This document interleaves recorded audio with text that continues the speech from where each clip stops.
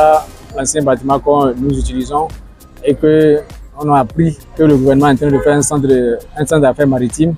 C'est vraiment une joie pour nous, les acteurs portuaires, et que désormais les choses vont se faire de façon plus fluide et avec des locaux plus confortables qu'ici. Avec ça, je suis sûr que notre port deviendra beaucoup plus attractif encore quand les clients vont voir, les clients de l'extérieur, je vais parler des pays de l'Interland, qui seront plus intéressés à venir ici pour leurs diverses opérations.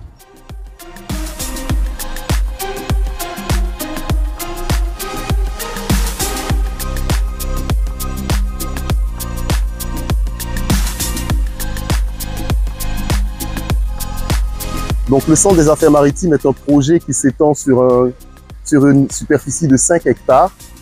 Il comporte 2 bâtiments principaux. Donc le bâtiment principal que vous voyez ici à ma droite et le bâtiment parking qui se trouve ici à ma gauche. Sur le bâtiment principal, le rez-de-chaussée et le premier étage sont communs donc aux 3 bâtiments. À partir du 2e étage, on peut voir que les bâtiments vont se scinder en 3.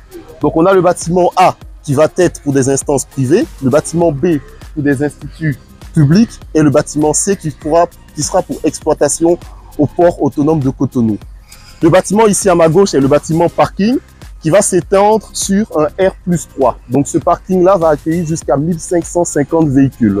Le centre des affaires maritimes est placé à un emplacement qui est très stratégique. Donc on a le boulevard de la Marina au sud, l'avenue Jean-Paul II au nord, et ici du côté est, on a le carrefour 3 banques. Donc c'est un emplacement stratégique donc pour les entreprises qui vont venir s'installer ici et qui vont vraiment avoir un aspect aisé ici au port. Donc l'entreprise Kofi et Diabaté, donc ici qui est maître d'œuvre, a proposé un aménagement donc du bâtiment C qui est pour exploitation au port en suivant l'organigramme préconisé par le port.